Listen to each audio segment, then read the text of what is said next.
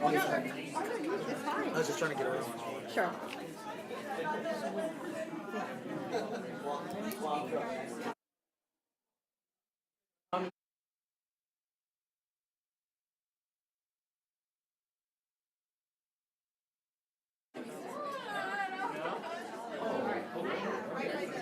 I know that's kind of big. I know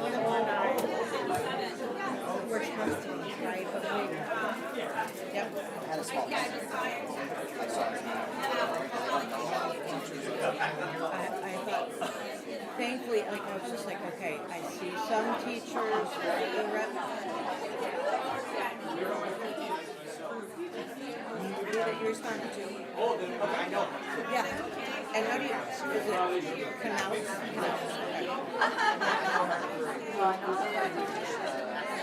Louise, so I was trying to figure out how do you spell his last name? Paul, W-A-L-L. Oh, okay. Yeah. I think he graduated after my kids.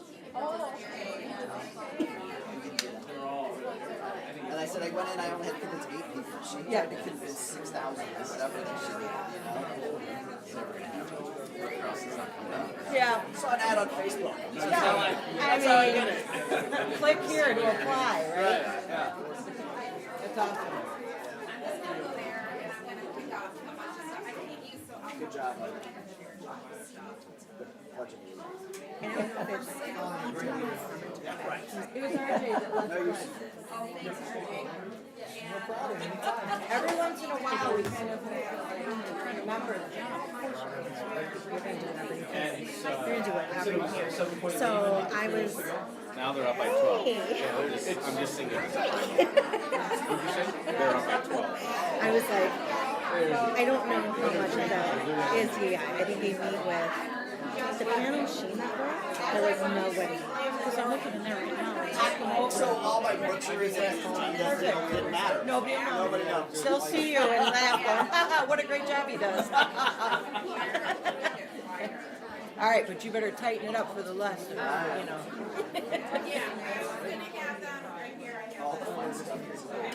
Right? All the, I don't know what to, but no, I'll butcher the public comment part. What I have to read. I'm sure I'll do that. I'll butcher that. From my, after I say, thank you, President Meadows. It's probably a good sign. That's good. It went well.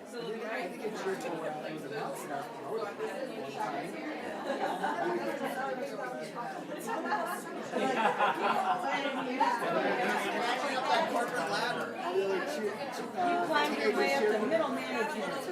I don't know if that was middle management.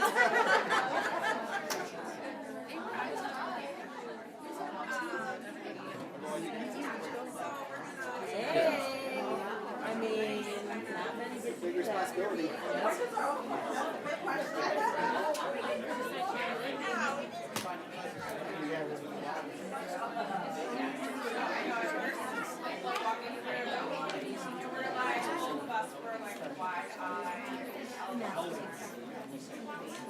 They're not.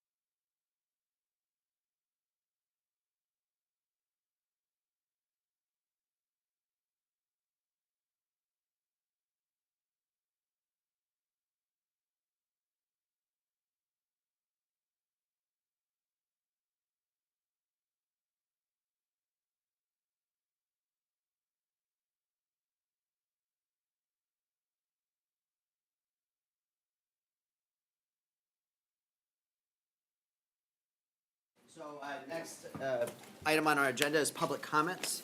So we welcome to the meeting of the Board of Education. If anyone wishes to address the board this evening, please see our recording secretary and submit a form for addressing the board. Please put your full name and address on the form.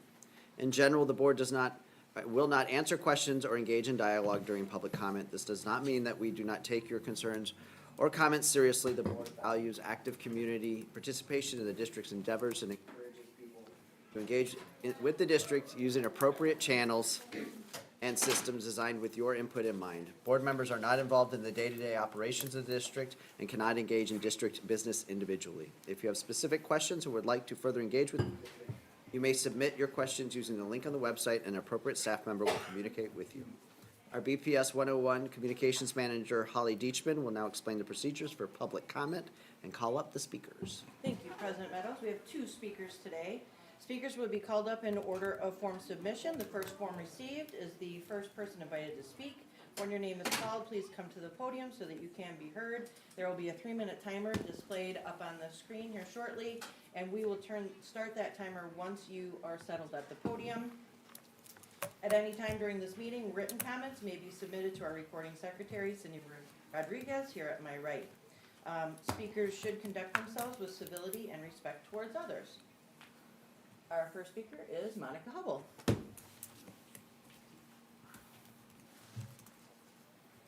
Hello, everybody. My name is Monica Hubble. I teach at Rotolo Middle School. I've been there for a little over 20 years. I've had some of your kids have them now. I was here about 6 years ago with a fellow Rotolo teacher sharing about the same topic. Our LRCs, our Library Resource Centers. I'm reaching out to you because I believe you might not be aware of the situation at Rotolo.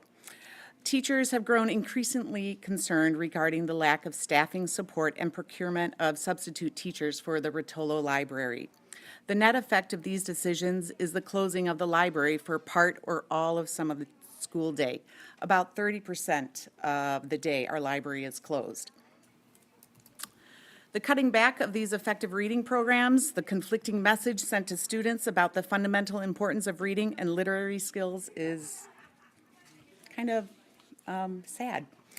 I'm sure you recognize that our library is a key instructional space. It serves a purpose well beyond simple book checkout. Diana Wolf is a certified library or certified ELA teacher, and she implements many initiative programs which foster reading as a lifelong skill. Unfortunately, when the change in working conditions this year required her to teach reading skills, it meant that the library is closed numerous periods of the day, and our students suffer because of it. If the kids can't use the Bulldog block period, which is 5A, 5B, and 5C, to go check out books in the LRC, when else can they? Certainly, we think their ELA classes are a challenge because we have gone from 80 minutes to 50 minutes trying to teach reading, writing, vocabulary, speaking, and listening to a mastery level. We have readers in the true sense, as most 6th, 7th, and 8th graders. The teams provide a total of at least 20 minutes of free reading time daily across the language arts and Bulldog block periods. On average, we can have 10 to 12 students requesting to use the library each day. They are visibly disappointed when I have to tell them the library services are unavailable. Certainly no other pivotal instructional resource serving 1,000+ students across the school building would be closed due to a failure of inadequate staffing. The RMS library is vital. It should never have to be closed or face program cuts due to misguided staffing decisions. Please consult with other administrators, maybe reach out to central office administrators to find a solution to this problem. I would really hate for it to be known as past practice. I've heard that term before. It should never be past practice. I'm a former librarian myself, and this really saddens me that this has happened all year. A frequently closed library cheats our kids and is hypocritical to our mission. Here is signed 6th grade teachers, about 15 of them, that also agree with this letter that was sent to Mr. Kim and with to my principal as well, Ms. Piatek. I appreciate the board. We'll pass them around. Oh, thank you. I appreciate you all meeting with the librarians earlier this week to hear about what they had to say and how important it is for libraries to be open and fully staffed. Thank you, Heather. Thank you. Our next speaker is Ellen Knapp.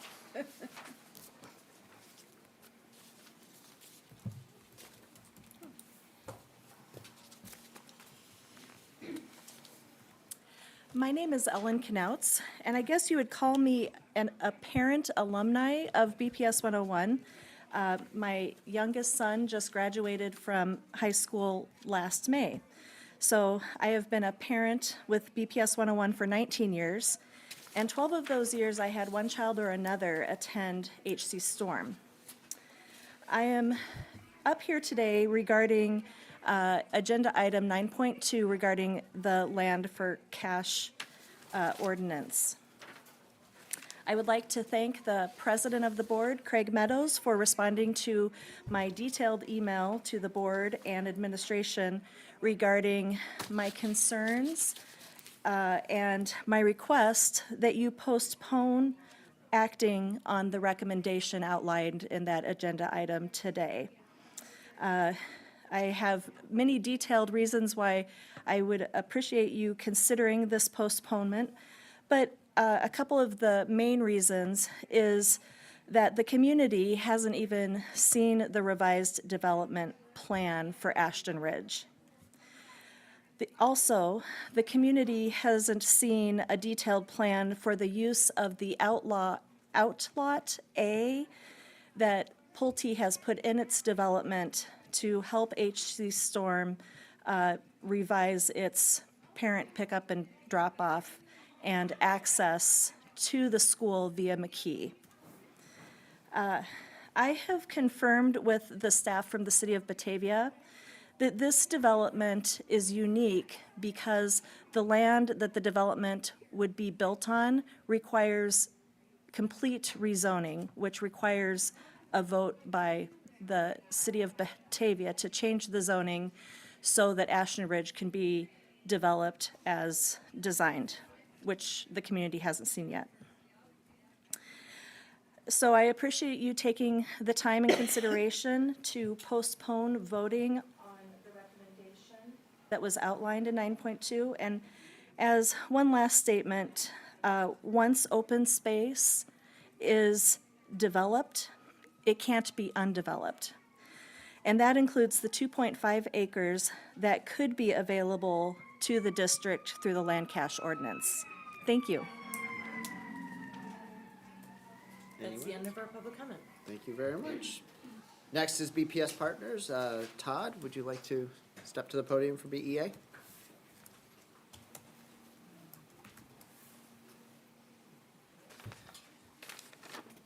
Good evening, everyone. From the BEA, I would like to extend our congratulations to Batavia's Citizens of the Year, Dave and Marge Brown.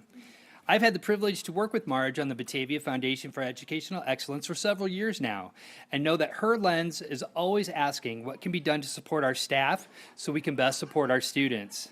I've also been on the receiving end of some of Marge's culinary treats, so I know that she knows her way around the kitchen as well as she knows her way around the community. Once again, congratulations to both the Browns in their well-deserved recognition tonight. I would also like to take this opportunity to welcome the newly appointed principal of Louise White School, Mike Wall. I know that in speaking with my BEA members at Louise White, they feel the entire process was thorough, transparent, collaborative, and resulted in a fantastic addition to lead Louise White School next year. Knowing that he is a product of BPS and even attended Louise White brings new meaning to coming around full circle. Welcome to Batavia, and the BEA looks forward to beginning to build our relationship with you as well. I would like to reiterate also the incredible opportunity that you're all going to hear about after I speak, that the BSPN Resource Fair will hold for all who attend this Thursday night from 6 to 7:30 at the high school cafeteria.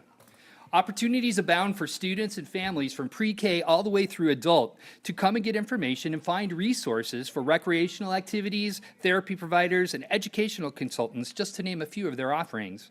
Admission is free and open to anyone. Many hours have gone through organization and preparation to bring this event to the public. So please come and check out what is available through this amazing opportunity. Now to the board. I'd like to put a save the date on your calendars, and that date is Friday, April 19th. As you know, as many of you have participated in the past, the BEA awards 2 scholarships to graduating seniors each year that are funded by our annual BEA Scholarship Trivia Night. Well, when we began our trivia night many years ago, trivia nights were a pretty unique idea. But today, trivia nights seem to be very commonplace and widespread fundraising avenues. So this year, we're going to try something a little bit different.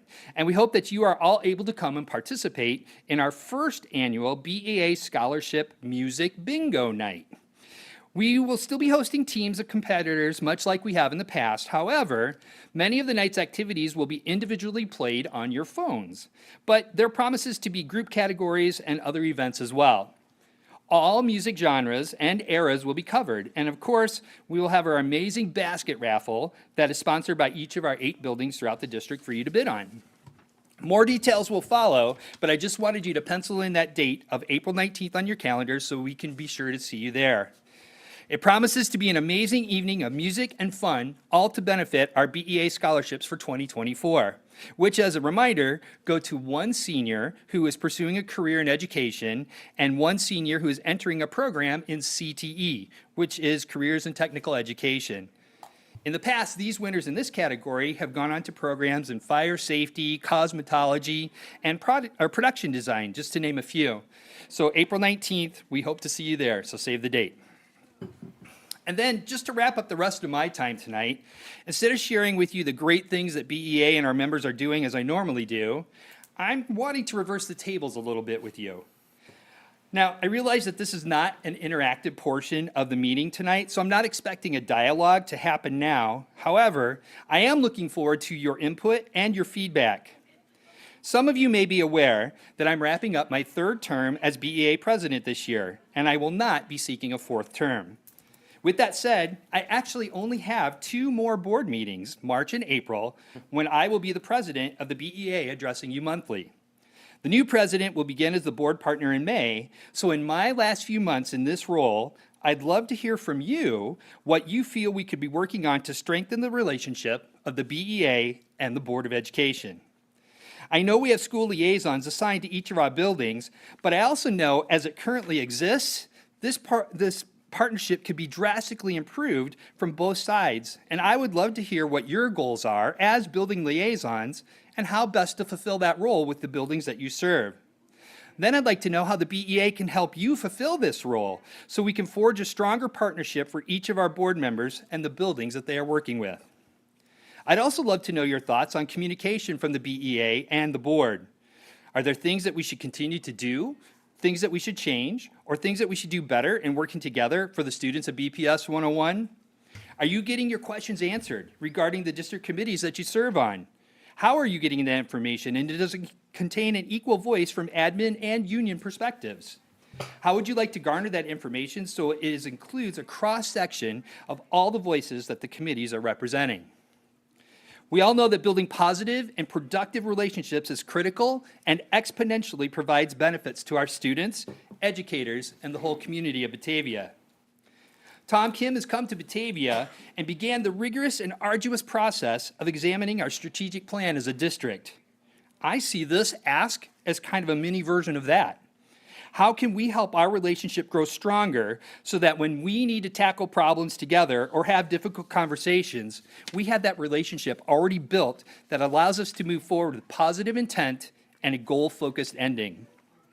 Whether you reach out to me individually or you funnel your thoughts to Craig and then he reaches out to me, I look forward to using the rest of my time as president to further strengthen the relationship with this current board and to help us all best meet the needs of our students and our community.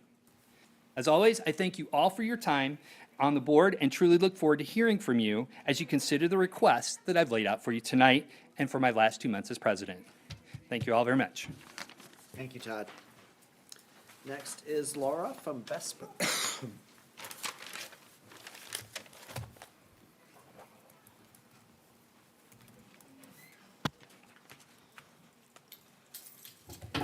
Good evening. So tonight, I encourage you to look at our slides. I am highlighting our paraprofessional from early childhood, Carol Sortino. And these were the questions that we asked our BESPA personnel, and just to kind of fill out some of these answers here. And we just want to present to you a little bit of an inside look at some of the support staff at Batavia. So Carol started working for BPS as a paraprofessional in August of 2008. And she started working in the 5th grade at AGS, then placed in 3rd grade her 2nd year. And on her 3rd year, she was placed on the reduction in force list. She was offered a position at ECC, RMS, or Batavia High School. Her first choice was ECC, as she was doing home daycare prior to her employment with BPS and thought it would be a perfect fit. She has been an early childhood center now for the last 14 years. She has resided in Aurora with her husband, Jeff, of 35 years, and their 2 children in the Savannah subdivision for 23 years. Her 2 children attended and graduated from Batavia schools. Their son, Joe, is 31 years old and finished his college education through North Central with a computer science degree and is employed with Accenture. Their daughter, Lisa, is 27 years old and finished her college education through Aurora University with a nursing degree and is employed with Northwestern. Both of their children are married and have been blessed with a granddaughter named Cora, who is 16 months old. Her husband is a volunteer coach with the Batavia High School Girls Varsity Softball Program, working with Tori Pryor. He is also a bus driver for Batavia Schools with First Student. He is doing this job part-time now that he has retired from his 30-year career with AT&T. She enjoys walking and shopping for their townhome that they just moved into this past summer to downsize for their retirement years now that they are empty nesters. Carol always valued being present in the home, raising their children through the years until they reached middle school age. So she opted to do in-home daycare after a 13-year career as district manager with Carson Perry Scott. She originally took the position intending to stay only until their youngest graduated high school, so she could be in attendance for all sports and activities and to be available for them by being on the same schedule. Now, 16 years later, she is still here because she enjoys her job and the staff that she works with on the daily. The center is unique and dedicated team works well together. She is very supported on a professional and personal level. A highlight for Carol working in the district was when her niece, Chloe Wojcik, was hired as an elementary teacher at Hoover Woods 2 years ago. She was a student herself in Batavia and is now giving back to our community, which makes her so proud. The one thing she would want to change about her job would be the pay. She started this job at $12 an hour, and after 16 years of service, her pay rate has only increased about $7 an hour. She feels for the number of years and level of experience and commitment to her job is not reflected in this dollar per hour. Our job is very important, and we all work hard on the daily to support our classroom teachers and our students. The retention of great employees has been difficult when the value of our work is not fairly compensated. The current and ongoing shortage of paraprofessionals will continue without a positive change. Thank you, Carol, for your dedication. We really value you. Thank you very much. All right, next are our student ambassadors.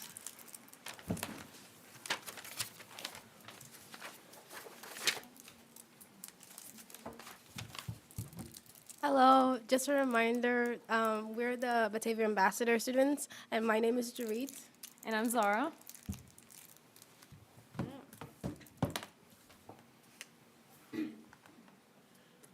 So So Batavia sports have been really successful this season. I know that girls wrestling is doing really well because it recently just went to state. And shout out to Sydney. She's dominating despite this being her fourth time to state. And we have some other insane recognitions. First, highlighting girls basketball. They've been doing phenomenal, and I can attest to this. I went to one of their games, probably the most entertaining games I've ever been to. And they've even became regional champions. And it doesn't end there because dance has been putting in the same work. They've had some insane accomplishments. They placed in like the top 16 at state, and they even went down for nationals at Orlando, Florida. So great accomplishments through sports.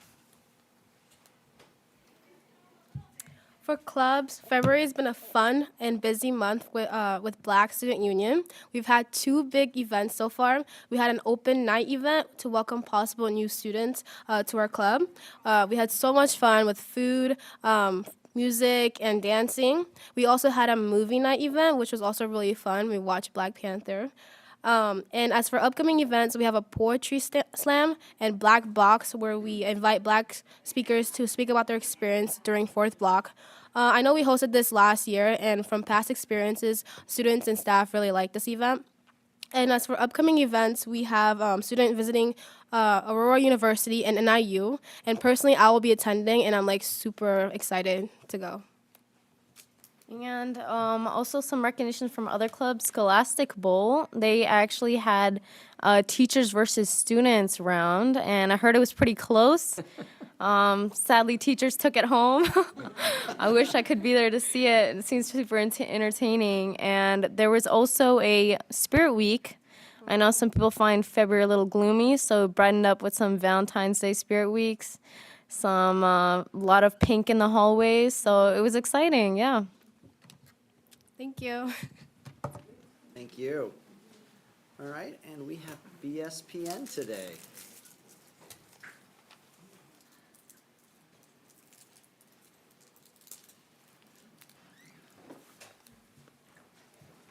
Hi, good evening, everyone. I'm Danielle Mahoney. I'm the BSPN Parent Chair. And I'm Leanne Rodriguez. I'm the speech pathologist of the early liaison for BSPN. So I'm not sure if you heard, there is some exciting stuff going Big on stuff. Thursday night Big at stuff. the high school. We start off with poetry. That sounds awesome. Jam. Slam. See? Yeah. And then we have the 11th annual BSPN Resource Fair at 6 p.m. in the cafeteria until 7:30. And then there's some basketball games. No big deals, right? I mean, what, regional, Lots of parking sectionals? So availability, I'm sure. lots of fun stuff going on. And I know you're concerned, gosh, if I'm going to be at this resource fair, am I going to be able to go to the basketball game? I'm sure we can work it out. We're just down the hallway from each other. But hey, listen, we have an amazing lineup of agencies and organizations coming this year. We have 57 different organizations coming. They range from anywhere from county and community. We have the fire department, the police department, we have the public library, we have everything from early childhood all the way up to adults, starting with potty training. Yes, that is a real thing. OT helps with potty training. I almost hired this lady. But then we also have everything from respite. We have 6 different autism organizations coming out that support autism. We have from transition, we have 5 different colleges coming as in addition to 7 job training, adult programming coming. We have 6 different therapies. In addition to that, mental health and therapies, we have over 6 different agencies, 2 different advocates that are coming. So if you have questions about 504 or IEP plans, we have travel. Someone's going to come help, and if you have, it's a free service to help make those detailed plans for your kids. Sometimes when you have someone a little extra special, it takes a little extra to go on a fun vacation. We have tutoring. We have substance abuse treatment options. We have LGBTQ plus organization coming, financial. And we also have dogs coming. Come on, come see the dogs. We do have a service dog organization coming. So if you are looking for trying to have one for yourself, or they're also looking for fosters, so maybe it's something you might be interested in doing. But we have even more than this, what I just mentioned. Please come out. It is not just for Batavia. It is for the entire Fox Valley and surrounding areas. It's not just for families and kids in the special education program. I know I have personally, besides my youngest daughter, I have utilized some of these different organizations for our family and have referred to other families. So please encourage. Parking might be a little tricky, but I promise you, they give great giveaways. I'm just saying, fidgets are the hot thing. So just a little bribery. But if you are at the basketball game, come on down during halftime and check us out. It is free. So thank you so much for your time. Thank you. Thank you, Danielle. Thank you, Leanne. Okay, next are board liaison committee reports. Since I made RJ do the pledge, Sue, can I start with you? Do you have any updates? Let's see, grant, Beefy met and voted on grants, our committee, but we will be meeting on Thursday to finalize it, so I can't really make announcements right now. So check back next month. Check back next meeting. Okay. Danielle? Plaque had a meeting since our last meeting. Working to clean up forms on the website. They're continuing to make sure that PD is related to strategic plan goals. They were also working hard there's like a feedback form for Institute Days, and they're working to ensure in the future there is like an open box for you to be able to, the staff members to be able to type in and really give feedback. And then for the committee to actually look through that, make sure they're reviewing to see if any changes need to be implemented, which is great. Equity, I was not present, so Tom, do you want to share? Sure. Okay. We had a great conversation. What we've been doing is doing a little bit of our own PD within the committee, just to kind of help each other gain insights on educational equity with each other, learn as a group. So what we've done is shifted initially from providing articles. Amber and I have now shifted it kind of towards the group providing their own reads and suggesting what we should look at as a committee for the next meeting, and that's what we did. And then at the end, we agreed and created a plan of action in making contact with students at Batavia High School and starting to try and reach to some of our club sponsors and help us solicit some student participation to bring some voice to the table that represents the student experience directly. And so we're really excited about that. And I would say that was our biggest takeaway, and that'll be the continued focus at our next meeting that's coming up. All right. Sounds like you missed a good one. I did. Sorry to hear that, huh? All right, Aaron. I attended a lot of meetings since our last board meeting. So for the insurance and benefits, our message this meeting is what we did is reviewed the financial tracker for plan year 2023, and the committee discussed the implementation of BSwift, which is a tool that will assist with open enrollment and benefits for the administration. It's actually action item 9.3. We're going to be talking about it. Josh, I don't know, do you want to talk about it when I'm done, or are you going to talk about it later in the meeting? We'll talk about it. Okay, Josh will go into more detail with it, but after a pretty lengthy discussion, the committee recommended the purchase of BSwift to be presented tonight. And finally, the committee started talking about 2025 planning. We're already doing that, and analyzing a lot of data to figure out, how we can make smarter choices to provide better benefits at lower costs moving forward. And then the steering committee also met. Rob and Tom were there. As I recall, the bulk of the meeting was we had a survey they went out to the community. Tom did a great job of summarizing that, and we just had a discussion.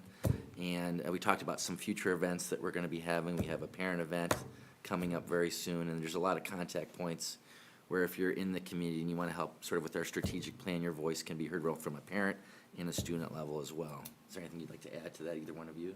You covered it. Okay. And then Hall of Honor, I actually had a meeting too. I can say that we have a tremendous amount of really fantastic candidates.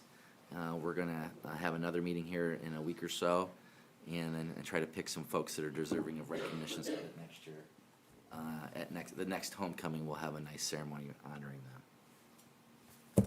That's all I have. So for the RAC committee, we began to revise our charter and norms to align with our current practices. Some things were just outdated. And we also reviewed and discussed the 2023 annual comprehensive financial report. Just kind of went over some things with that. And then capital projects just gave their updates on summer projects. Thank you. The committee I attended, other than the RAC, because we both serve on that together as a representative, was the BIC. I think that was between last board meeting and this one, and I'm, as usual, continually surprised and amazed at all the work the volunteers and the parents and others do, and then come to that meeting and kind of share ideas and talk collaboratively. And Tom gave a good, just like at the board meeting, a good explanation of what goes into how you determine emergency day, and talked about the BSPN event and many other things. So, did I miss anything, Tom? No. Okay, thank you. Curriculum committee, I think I gave an update for the January one last board meeting, and we haven't had the February one. I think we have it scheduled for the 29th leap day. So I'll give an update next time. RJ, anything? There's, no, I do not. Excuse me, there was not a stipend meeting committee. Why am I not getting the words all right? There was not a stipend committee meeting, but there will be one before the next meeting, next board meeting. Great, thank you. All right, next is consent agenda. Steve, you're gonna lead us through it, and I know there's some level of discussion from Josh. Yeah, and I think Dave may have All right, so. something to share, right? Yeah, we'll get into that right at the end here. Okay, so consent agenda, 6.1 and 6.2 is the approval of the January 23rd, 2024 regular meeting and closed session minutes. 6.3 is the review of our closed session minutes. 6.4 is our monthly personnel report. 6.5 is our payroll and bills. 6.6, we had 4 sizable donations from including Office Depot, Bratcher, First Nook Marketplace, Top Golf, and HC Products LLC. We thank them for their kindness and generosity. 6.7 is the ratification of notice of contract termination with Alpha Building Maintenance Services. 6.8 is the BHS overnight field trip approval for the BHS marching band's march of 2025. And then our last 2 items, 6.9 approved purchase of the Chromebooks. 6.10 approved purchase of the laptops and desktops. Dave, is there a little something you want to share on that? The 6.9 Chromebook purchase, I just, back to share, we had another grant come through the feds. They basically, through the Emergency Connectivity Fund, it's a federal fund that was kind of started during COVID. I applied for it last year. The actual Chromebooks you're using came from that. We're doing it again. We got another wave of funding, so $636,000 from them. So they're covering a lot of Chromebooks, about 1,600 of them. So no cost to us. It gets us through another cycle this coming year, and it'll be the second year then into it. So first grade, second grade will both have Chromebooks, and then moving on up, the performance gets up for like the middle school, high school levels. They have more memory, so they're able to keep up with all the new stuff that's out on the interweb. So that's it. Any questions? Or? I just want to say thanks, David. I don't know, I always ask you questions about this, but I mean, the fact that all of our students have Chromebooks, I mean, during COVID, obviously it was essential, and even now when we have e-learning days, the fact that we don't have to really worry about a student having access to that technology is really valuable. So I want to thank you for doing that work to get that grant. I mean, that's sort of amazing that you just saved us over $600,000 through your hard work. So thanks. It's much appreciated. Thank you. All right. And then finally, 6.11 is the approval of this consent agenda. All right. So I will entertain a motion to approve the consent agenda. Did I miss some?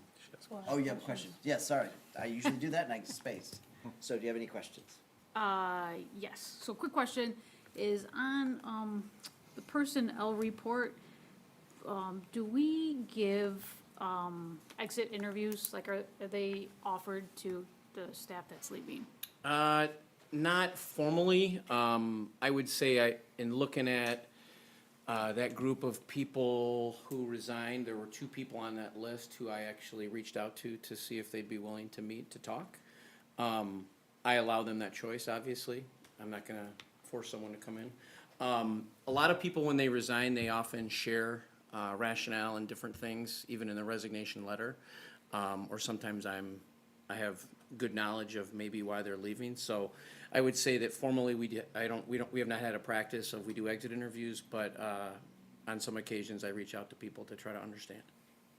So when they do respond, when you reach out, is there, like, what do we do with that data? Is it saved somewhere? Is it given it to, like, to see, like, why? I don't have a repository. I don't have a place where I keep that data. I would say that it's very anecdotal, and I think it just helps kind of our organizational awareness of what's happening. Again, oftentimes people are pretty transparent when they resign, and I have a pretty good handle on it, but not all the time.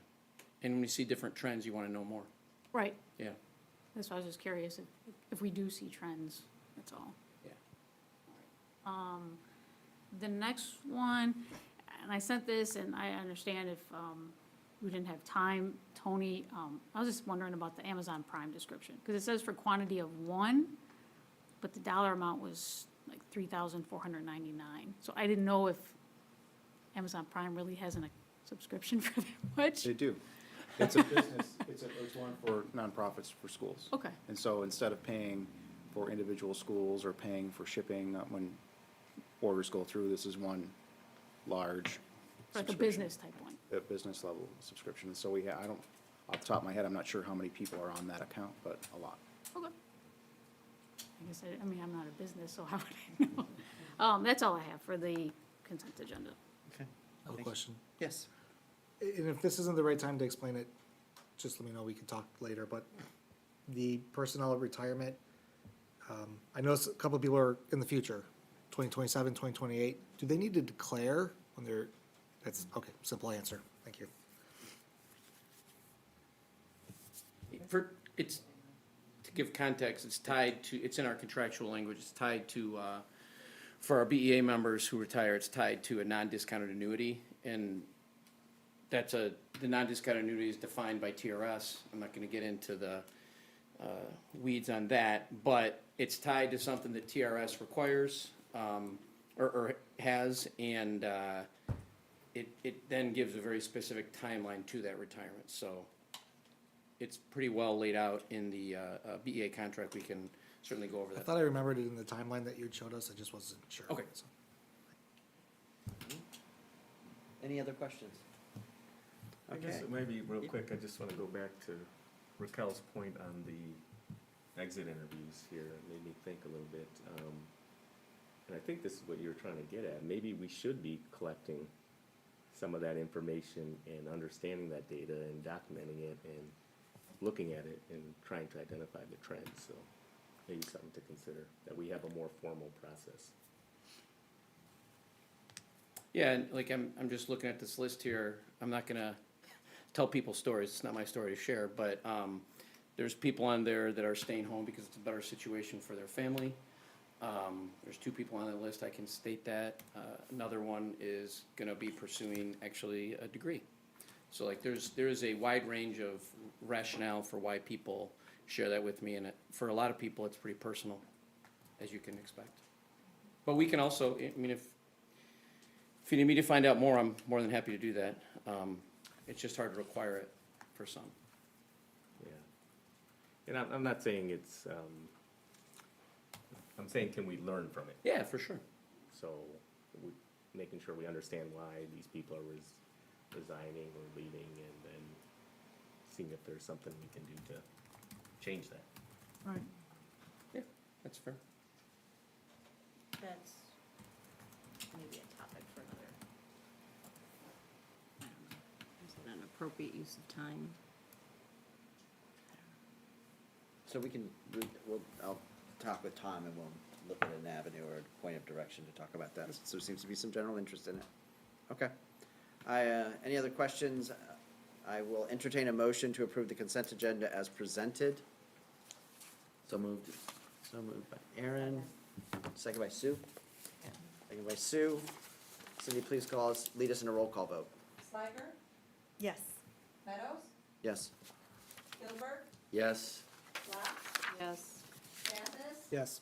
Gonzalez Thomas, Yes. Arlandu, Yes. Motion passes, thank you. Reports, Tom, is there anything to share this evening under reports?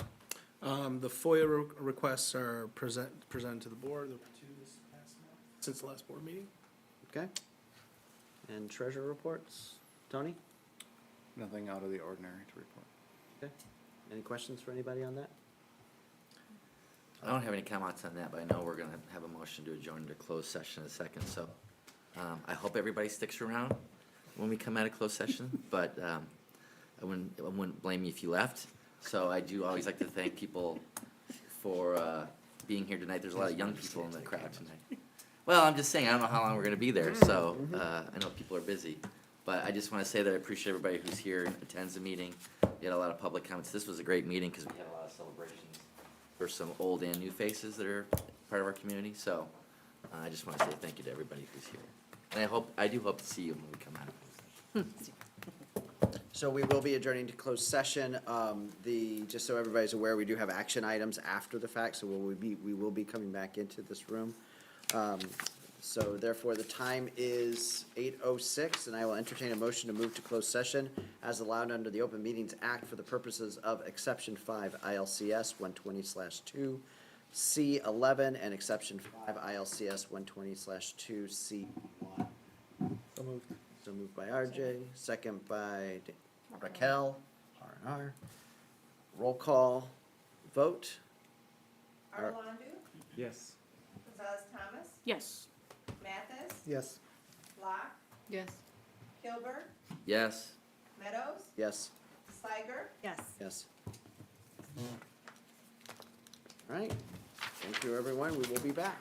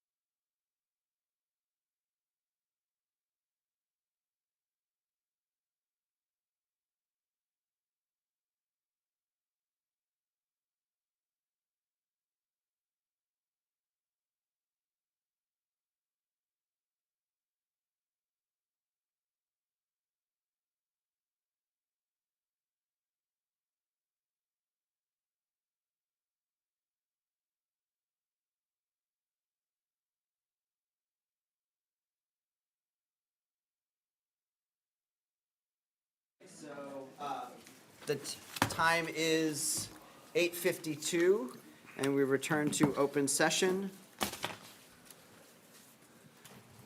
Cindy, would you please take the roll? Gonzalez Thomas. Present. Hilbert. Present. Locke. Yes. Mathis. Here. Arlandu. Here. Meadows. Here. Steiger. Present. All right. Feels great. No. Okay. All right, so action item 9.1, public hearing and authorization for e-learning renewal. Brad, will you please be leading this discussion? Sure, so, And the hearing. state of Illinois has an e-learning provision which allows school districts to use e-learning days in lieu of emergency days. We applied for this and went through the process, and the process is working with your association partners about publicizing a public hearing, and then the board authorizing the superintendent to submit to the King County Regional Office of Education our e-learning plan, and then it's either approved or denied from there. Our e-learning plan was approved 3 years ago by the Pat Del Santo, the Regional Office of Education Superintendent. This is a renewal of such. We still have to go through the same process, so it's the same plan, it's on our website. We've enacted it a couple of times in those 3 years, twice this year. And this has allowed the district to continue moving instruction forward, also not really mess with our calendar too much, which is actually a really important thing, considering quarters and semesters and the balance of those types of things. So what we're seeking today is to do a brief public hearing to hear from the public. If anyone wants to speak about e-learning days, they can come to the podium in just a few minutes. And then the board, we're asking for your authorization to allow Tom to submit to the Regional Office of Education our e-learning plan for renewal. Okay. Is there any comments from the public on this matter? Seeing none, Holly, you don't have any either? Okay. Are there any questions or comments from the board on this? Nothing's changed, it's just the exact same. About the basics, we still have like some behind-the-scenes stuff to work out with the different levels, but in terms of the plan itself, it complies with the school code, and it will be the same thing that we move forward with. Okay. Any other questions? Nope, okay. I will entertain a motion to authorize the superintendent to submit the district's e-learning plan to the King County Regional Office of Education. So moved. So moved by Danielle, Second. second by Raquel. Cindy, please lead us in a roll call vote. Arlandu. Yes. Locke. Yes. Steiger. Yes. Mathis. Yes. Meadows. Yes. Hilbert. Yes. Sorry. Gonzalez Thomas. Yes. Save the best for last. Yes, exactly. All right, thank you. All right, item 9.2, specify preference for land/cash dedication. Is this you or Tony? It'll be both of us. Okay. So, in front of the board, I am asking the board, take action on the recommendation for cash acceptance on, some land near HCS, that the city and Pulte is working on in terms of a housing development, residential development. In it, we outline our memo to the board, the dollar value amount, and Tony, do you want to take it from there? This is a bit of a, what I like to call the chicken-egg paradox, because the city won't let Pulte hold a public hearing on their plan until the Board of Education makes a decision as to whether or not they want the land or the cash. And yet, the Board of Education isn't the one who's vetting the plan, they're just making a decision as to whether or not they want the land or the cash. So the land or the cash is an ordinance that the city of Batavia has had for a number of years. I think it dates back to the 90s, when the city experienced fairly explosive growth, and that was to exact support from developers for the impact that their developments would have. And historically, it was kind of a no-brainer that the school boards would accept cash instead of land. So as a matter of fact, down the street, Pulte has another development on McKee Street, on the other side of Randall, called Winding Creek. Same thing, it's a no-brainer for us that we want the cash there, because if we were to accept the land, there's no value to the land for us, because it would be a relatively small parcel, isolated from anything else. Here, however, it's different, because the land is immediately adjoining H.C. Storm School. There's a potential for adding to the school campus in terms of land. And initially, when we first saw this proposal, some years ago, we thought, hey, this is a great opportunity for us to expand the school campus with access to McKee Street proper, thinking that we would need a kind of a land bridge from our property to McKee Street so that we could build an access road, so that we could separate car and bus and pedestrian traffic. But in talking with Pulte, in over a period of many months, they were highly responsive to our needs and said, well, what is it that you're trying to accomplish, and those sorts of things. And they said, oh, well, we can design this development so that you don't have to build that access road. You'll have it through essentially this subdivision. So Holly will show us a picture of it. And you'll notice the school site is at the north portion. It's kind of relatively small. You'll see it word school site. That's what abuts the campus of H.C. Storm School. You can't really see it there, but between lots 4 and 5 in the upper right-hand corner, kind of below the word school site, would be kind of an access road, a driveway, that we would use. RJ, can you point to it? Do you see it? I don't even see it. Okay. How close I am. What, laser pointer or anything? Yeah, I'm sorry, we should have a laser pointer, but we'll just have Vanna show us. Mouse is on it. Straight up, straight up, straight up, straight up. Now To go the to left. 4 and 5. Right there, right above Road A. Is it outlet B?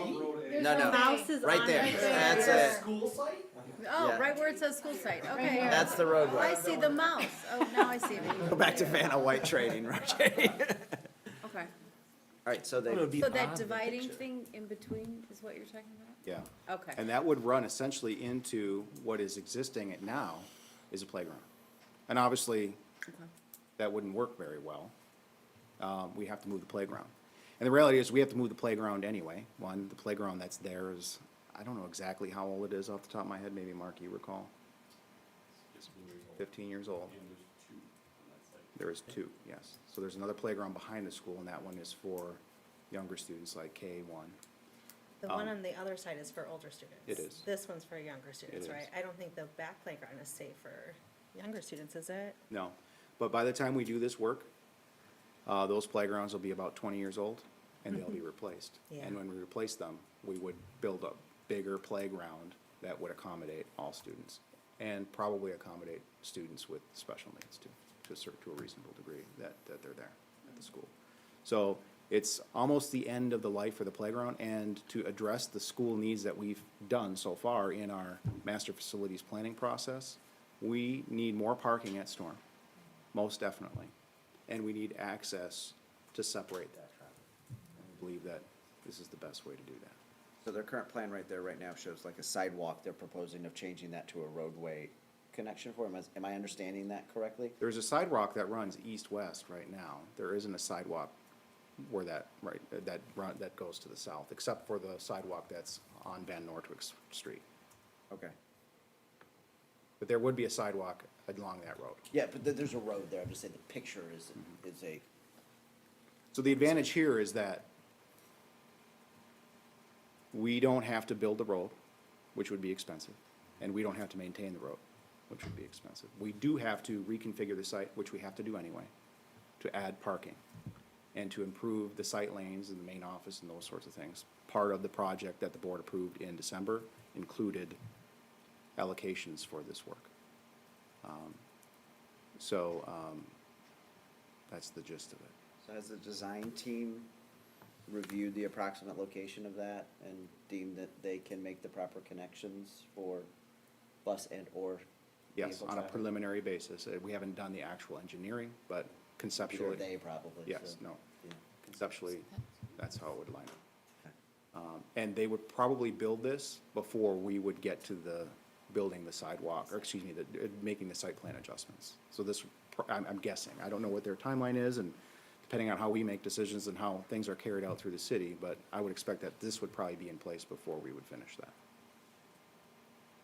What is the it's hard to tell in here, so what is the space between the school property and these people's, potentially their backyards? Like, what are we talking about distance-wise? So you'll note that greenish area above those properties, that kind of marsh area, Yeah. there's existing trees there. So where those trees are is essentially the line. But over, like where you would, like, yeah, like that area. That all might be trees. That They might, just didn't okay. put it in. But that would butt up to the property, like right up to the storm property. Yeah, and you'll notice on the north side, we butt up to the apartments, we butt up to homes on the west side, and we butt up to homes at practically different every schools. single one of our schools. Right. If we were to opt for land, do we get to choose the area? Not really. Where would it be? Well, it would be a kind of a negotiation between us, the developer, and the city. Why don't we choose basically where they're proposing?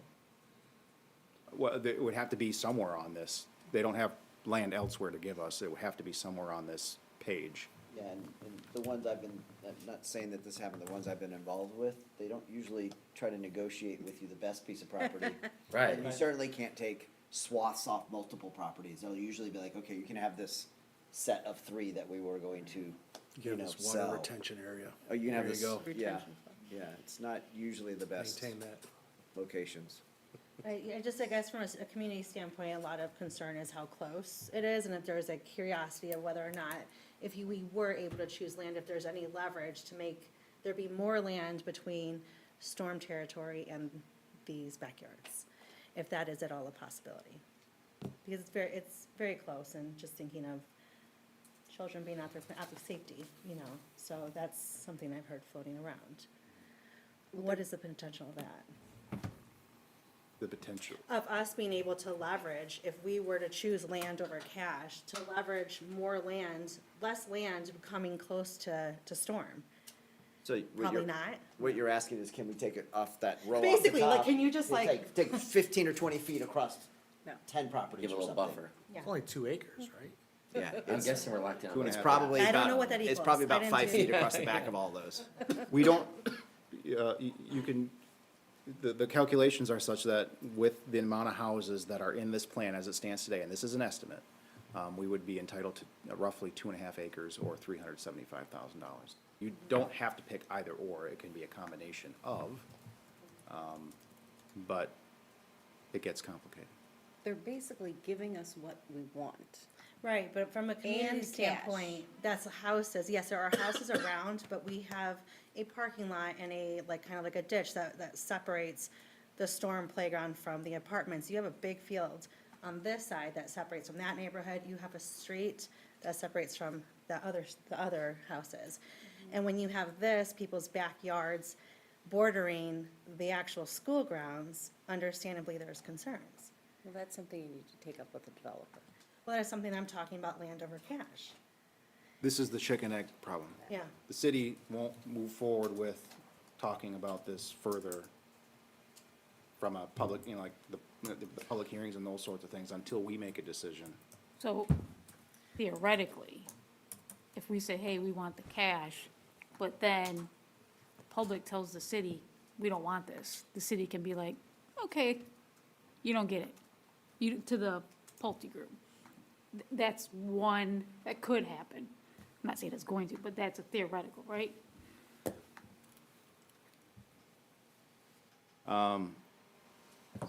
Ask that again. Yeah, Raquel, could you, I'm sorry. could you- So, I'm trying to make sure I followed. so theoretically, I'm asking, if we say, hey, okay, we'll do the cash, so now it goes to the city, and let's say the citizens of Batavia go to the city and say, hey, we don't want this.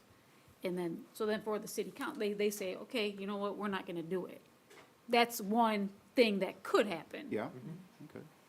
Yeah, no, this is all provisional. And these Right. estimates are provisional, because the city could, after they actually take a look at the plan and hear public input and all the rest, they could change the plan, they could change the number of homes, they could, if the number of homes go down, the money that we're entitled to would go down, the land that we would be entitled to would go down. You know, these are all estimates, and they're provisional based on, this is the current form of the plan. These One thing that, figures- Sorry, I interrupted you, go ahead, Tim. if you wouldn't mind, before we move on, I wanted to address Danielle's concern. I'm just looking at a survey, or excuse me, a satellite view of Storm School. And I would say there's a larger buffer from these homes on the south side than there is currently a buffer between the school and the apartments on the north side. Okay. That's what it doesn't really reflect It- how much space. It does not, Yeah. not with this drawing. Okay. And I'm just eyeballing this, but I'm just looking at where the line is on my screen right now with the satellite view. There's more space between, there's more open space between the school and that line than there is between the school and the parking lots for the apartments. Okay. When you say you're worried about security, can you articulate that a little more clearly? So again, I'm in the storm community, and from people that I've heard from and from looking on social media, and again, some of it is HC Storm specific social media and others are Batavia pages. I think the concern is that you have backyards and a lot of them that are bordering right now without knowing about a playground being moved, where these kids go for their recess. And the recess includes that green space. And kids are quick.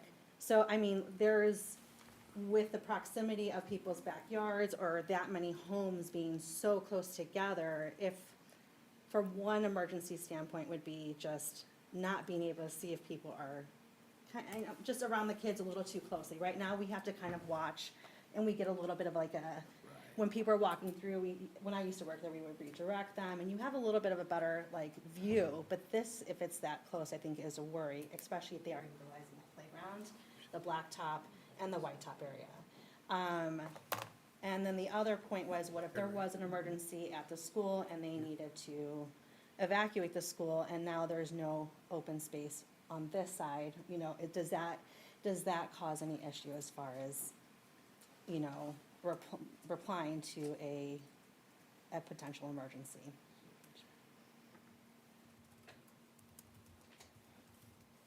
I mean, and I do want to add, though, that the footprint for all 6 of our elementary schools has some similar level of contact points to neighboring homes within our building's boundaries, or property lines, whatever the correct term is there.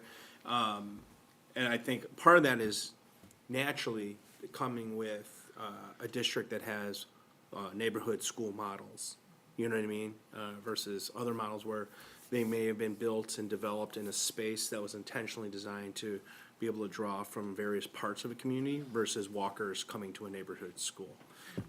You know, the example I'll give you is like when I go to JBN, I'm literally parked right up against the next door home when I turn in on Prairie, I think it is, whatever that left is, right?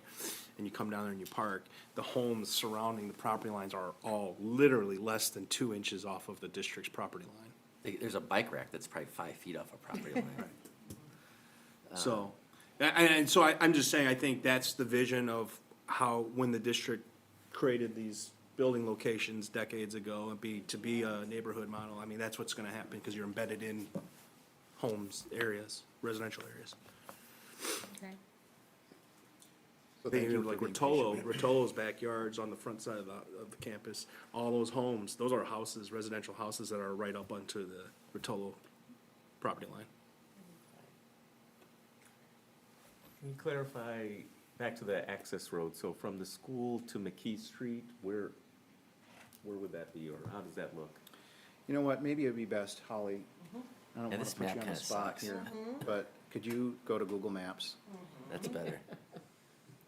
Wait, how about if I Yeah, freeze I'm looking on at what this you got. break If you- right here while I fumble If you go to around and Google try to Earth, find that's it? great. All right, then we can, she'll pull that up and we can continue our conversation. Well, The- Mike, go ahead. I was gonna ask, Occupy. the subdivision that's, what'd you say on the, that they already, that these company did on Randall, I don't know how many years ago that was, but what was how long was the construction phase for that? Like, did they sell those homes like pretty quickly, or did it take like 10 years? They're still building them. They started, Mark, do you remember, 2 years ago? And they have to meter them One on the because, backside of Randall. where they- On McKee Street? yeah. I'm sorry? They're Yeah. still, Seven a month. They're only selling 7 a month. okay. And how many you know how many lots that was? 183, if memory serves. 183? Okay. Yeah, and they're metering them. They sell them almost as fast as they open up slots for them. Yeah, actually, one of the challenges municipalities, or these guys are having is ComEd can't get power to these houses as fast as they are selling them. So it's actually slowing it down a little bit. Here we go, this is better. Batavia Power. Well, Batavia Power, depending on where it is. Batavia Power's probably better off than ComEd. So I'll Show try- show my roots out west. But as you remember, the trees that were on the last drawing that were on the top, those are these trees here, and you can almost kind of see where the line is. This would be the north boundary of the property, and this is the boundary of our existing property now, kind of cuts over and then goes up. So originally, we were thinking we needed to build a road to get to McKee Street. Yep. And that would be, you know, a fairly long road for a school.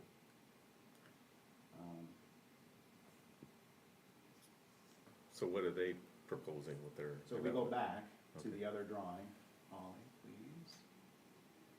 They would fill in that section that I just pointed to with these homes. Yep. And there would be an access drive to this road, and we would use this for bus traffic.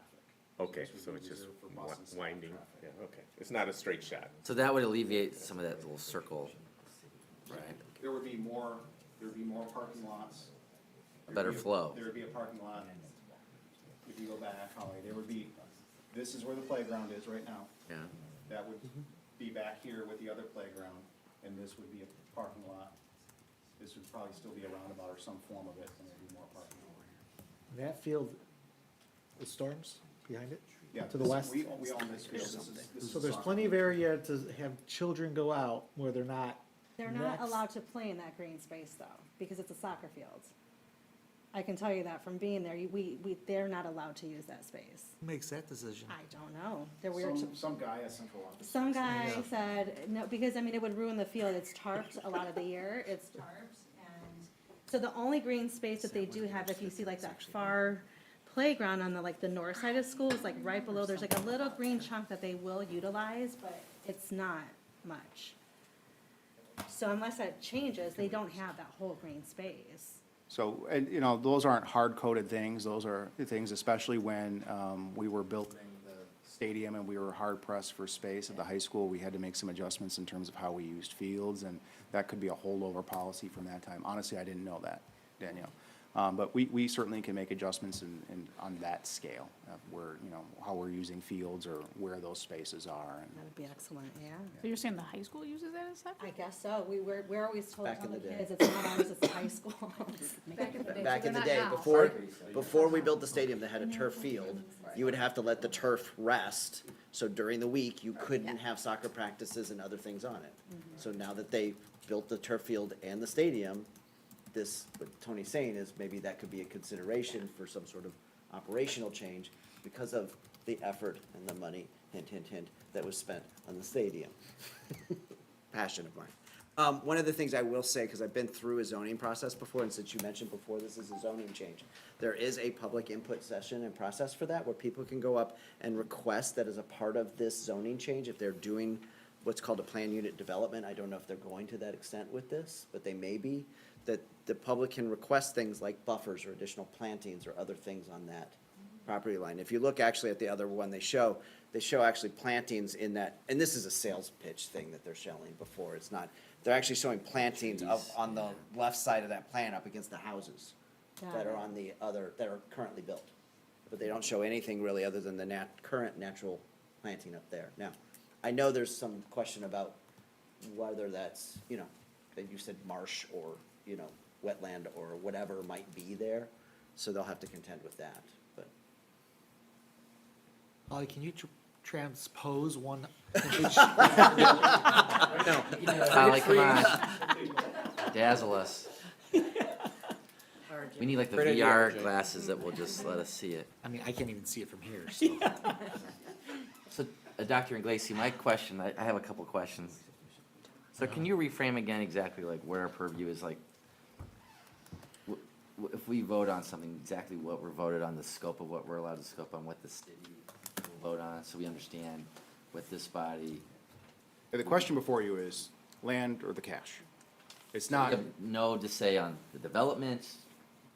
no, you don't. I mean, if they were gonna build, like, as I would, if they were gonna build a chemical factory here, I think the board would take a position on that. But since we're building homes around it, and every other one of our schools have homes around them, that's kind of what is to be expected. So really, the question before the board is land or cash. And you said that we're in one of the first dominoes that falls in this process. Yeah. If we were to say we need time to think and put this back on the agenda for next month, what things wouldn't happen and what could happen? Because I think I read that Pulte's having a Q&A session at the Moose Lodge tomorrow night. That would still go on. I believe so. It's not clear to me what would and wouldn't, but it's my understanding through Pulte is that the city will not let them have a public hearing until the board makes a decision as to whether or not they want land or cash. Because that obviously would profoundly change the design that they're talking about. Can I No. cut in really quick with a question, and something that I know I've mentioned is, will this at all be utilized as perceived support of the project? You know, our vote, which way it goes, could the developer use that as a perceived support? Hey, BPS is in support of this, which, you know, we do know does play into, you know, how the public looks at it and how perhaps other bodies who may vote on it would approach it. If that's the board's desire, we can tell them, you know, we take no But the position on vote this. tonight is not in support or No, against. no, I understand that, but I do have a concern that it will our vote potentially be used to perceive whether we do support it or not. I don't know how we can determine how someone might utilize our vote, because either way, we're not saying yes or no, we're just saying we want land. Do we cash. plan as a district to say, we're really looking forward to this and we're going to support this, I guess is my question, in one way or Okay, another. fair, that's a good question. The one thing I would say is that, Tony alluded to this earlier, they've been really responsive to a very big ticket item on the development of that site, and that's that access road, you know, an access way to McKee. And given that they have been able to find a solution that for the district, you know, allows us to have that access that was pointed out, because we are gonna have more than likely some site work that needs to be done that was part of the plan that you approved in December. Some of that can drastically change our costs and our potential designs on HC with the upgrade work we're gonna ask, that we are doing, that Mark and team are already on it now because of the approval. With that access way, we don't, as Tony mentioned, we don't have to maintain the road, it's being built for us now as part of this plan. And we won't have to maintain it during the winter months or when repairs are needed, which would be very costly, you know, for the school district to absorb moving forward. So, I mean, I hear what you're saying, and I guess I would just say, I appreciate that with these plans, at whatever input we were able to give, it was heard in what the needs are to make sure that whatever site work we do to HCS is being met, if that makes sense, right? Because otherwise, if the plans change and they say that's fine, then this is what we're gonna do, and the city of Batavia and Pulte agree to a new plan, but now it puts us on the hook to find our own ways and routes to make this happen, and it's on our pocket, basically, right? I think that, to me, I don't know how favorable I would look upon that. I know, but I guess at the same time, if the community is not able to voice their concerns, where we're kind of not putting our, you know, backing of it, I don't want to get in the way of that ability. I do see that the benefit of this, I guess I want to try to confirm that our vote is ensured that it's just for this issue. It will hold weight otherwise. I mean, no matter what, we are voting on this one issue, but it will be perceived, I think, naturally as more than that, and it does hold more than that. We're not, I know we don't have to say in that, but we are going to be responsible for an influx of students, and how are we going to treat that? I think we have a responsibility, and I mean, the timing of it, I'm a little worried that tomorrow they're gonna be able to say, yeah, the board voted on, this cash. Cool, we're good to go with the board, the school districts. Are you saying you feel like if they- we? So here's see- my question, if we said Yeah. to vote for the property, that would be, we're against it? No, no. Because either way, we're. No, I think either way it can be construed as perceived. I think either way they vote. So I'm wondering, should we wait to vote and they can do their public thing? I'm just wondering, why do we need to vote now and then they're going, I just don't want it to be utilized as, while they're meeting with the community tomorrow. Like, yeah, they voted on this yesterday. I think either way we vote, it could be utilized. Because I remember seeing a letter where land was accepted over cash, and it seemed like BPS was kind of saying that the community was excited about it. And that really hit HCS community, like, hey, they didn't come and talk to us. I don't know if that was from the last part, I think it was the prior board who might have made a decision to take land over cash, but the letter that Pulte was using in their meetings in city council made it seem like, it was very much like that BPS agrees that this is a great project and the community agrees with it. So if I'm hearing you correct, Daniel, you're saying really that what this body should be considering is not cash or land at this point, but vote on it or not vote on it. I'm curious what you guys feel about that. I do see where cash plus that's a win-win. Like, that makes sense, right? Like, I guess I'm a little concerned of the timing of, and if in the past, it's kind of like referred as any of our votes to be supportive of the entire project. And I kind of want to In terms of address that. timing? Yeah. I am not familiar with what is going to transpire after today. Okay. All personally I've been concerned about is Board of Education, land or cash. Okay. It's my understanding that the city will not let Pulte move forward until the board makes that decision. But that said, the board is under no obligation to When you take say action. move forward, what does that mean?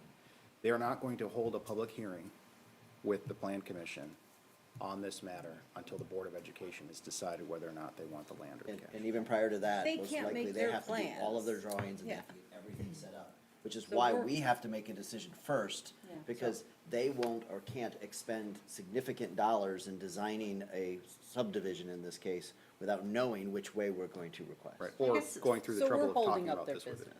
And to agree, but they're, again, you don't have to make a decision tonight.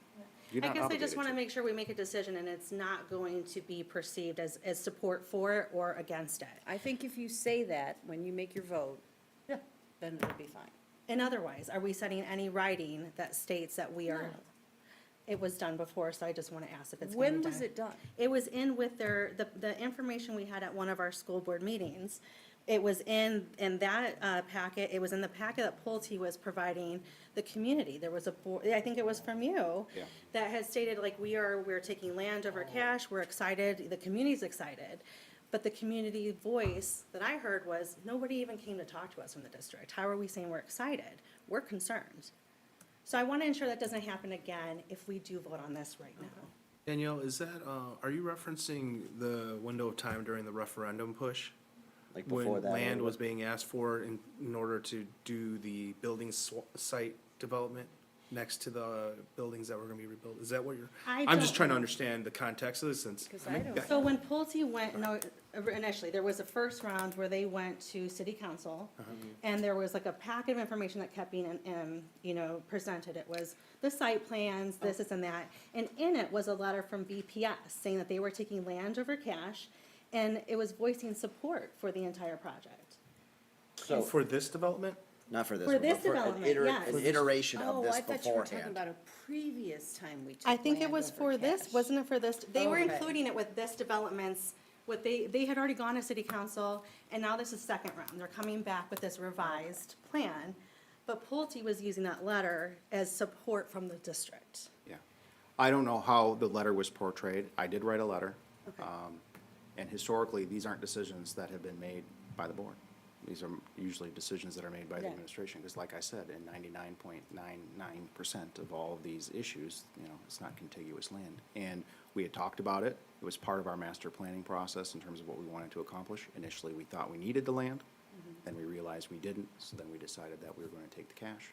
And when people voiced concerns here with the board, we said we'll take this matter to the Board of Education when the time, when Pulte was ready to bring a proposal forward. I think you've done a stellar job of explaining your neutral thought process, It's and not none of about us, my- it's, I'm not trying to. none of us have also said anything counter to it, that we want to say, yay, we're all for this. I was confused. So if people want to know what we think, I guess It's it's on more record. so if it's being presented to people You said outside no. of our voices, right? If the general public sees a letter with BPS header saying that they, you know, that we are So, supporting it, so Tony, are It's you when we in the phrase it, district support it, we committed say to? select this option, correct? Pardon? A letter when, if we vote on this one way or the other, it's not really saying, we support the project, saying we had a choice A or B, we selected B. no. No, I don't think that our vote would indicate that. I'm just saying that if we do vote on it, I don't. I get what you're saying, because you hinted at it, like, hey, I don't want a letter to go out that basically says, we're in support of this and thank you for the money. Like, we voted on this, we're voting Yeah, no, cash I over get that, this, and we're really excited, and the community agrees with Yeah. it, because I think that's false So here, representation. I agree, here's a couple of things in my opinion about it, just mine. So, one, if Tony writes a letter that says, the board passed it, we're taking the cash, thank you very much. Yes. Move on, we're done. Yes. If they put out a letter with our letterhead and our logo on it, saying things that we didn't say, there will be an entirely different conversation with I'm them. comfortable with like, hey, you made this decision, cash over land, whatever our decision is, but at that, where there's no other indication otherwise. Because what this actually starts to do is if things stall too much, then the opportunity for people to kind of get together, go to the city, talk about their concerns and that sort of stuff gets pushed down the road a little bit more as well, so. I guess what I would say, Danielle, is, and I really do appreciate your, and RJ, because you have kids that go to that school. If I had children that were going there, change is scary, I get it. And you're used to things working in a certain way, and there's a lot of unknowns. I guess my position on it at this point is, you know, we have this narrow window of choices we can make. It is fair to characterize it that they have been responsive to some needs we have. I don't want to not necessarily characterizing it as an endorsement, but saying they have listened, I guess. And that one of the options to me seems like a good path moving forward. Now, if people have concerns about this, and there's many of them they could have, they will have many opportunities to hear their voice heard through their alderman attending meetings. And I would encourage people to take advantage of that opportunity. We are not really the body that can address those concerns. We're sort of narrow in this scope. And I hear, again, what you're saying is people can take any piece of information and try to spin it any way they want. I would say that, I would go on record and say that no one should do that. We're just making a choice of the options presented before us, and then there's gonna be the responsibility of other elected officials and the community to voice their opinion to see how this thing plays out.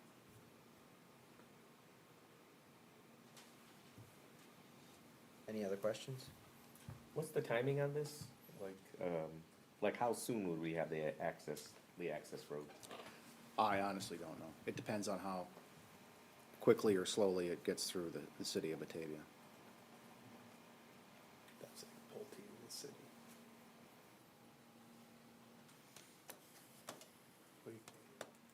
No, I'm just trying to figure out, are we waiting 5 years for the access road, 10 years, or? what? Yeah, I mean, my initial thing is this is almost like you said earlier, like a little bit of best of both worlds. We get the cash and we effectively get some land for our use And and the our building. benefit without having to maintain it. You know, which they could turn that into a greenway and say, you can use it, but you're gonna have to develop it. I think they, in trying to be a partner, they're trying to work through that, so. So how does this work? Do we have a vote, if we're gonna vote on option A or B, or do we have a vote, like, do we want a vote on it? That makes- We, right now, it's, as it's written, it says as a preference for receiving cash in lieu of land for the Pulte Group development. So right now, it is written as if it was a cash. We have to specify a preference. Yeah. If you vote no, I would presume that you would be thinking you would want land. If it fails, then he would go back and start talking about land. Yeah, and if we want land, then where that land is, obviously would be important, and we would have to work with Pulte too. And our architect. And the city and all that stuff would Yeah. take some time. Yeah, the thing I like about the loop from my perspective is I am aware of the challenges of trying to get a bus loop and a vehicle loop and a drop-off and everything else in the narrowest part of the site, going back out to the going through east. there. It's gonna be a challenge. This gives us an opportunity to do something that is really for the betterment and safety of the students that go to that school as well. Because that is. Yes. I went over there and watched one time what happens during bus drop-off and parking, and it's a challenge to everybody that works there to keep everybody safe. Yeah, it So, is. We identified it as a top need. absolutely. Yeah, it's been Yeah. like Right. Any other questions? Okay. I will entertain a motion that the board specify a preference for receiving cash in lieu of land for Pulte Group's Ashton Ridge development. So moved. So moved by Aaron, second. second by Sue, I think I heard. Yeah. Okay, thank you. Cindy, please lead us in a roll call vote. Gilbert, Yes. Mathis, Yes. Meadows, Yes? Slider, Yes. Locke, Yes. Arlandu, Yes. Gonzalez Thomas, Yes. Thank you. All right, 9.3 is approved purchase of benefits administration software. Who's leading us on that one? Oh, yes. Thanks for sticking around, Josh. So, yeah, Aaron, a couple hours ago, I think, said that I was going to talk about this. So here I am. So basically what is before you is a recommendation from the Benefits Committee on a new open enrollment option, solution to better the experience for our staff members. And really, it's a threefold process.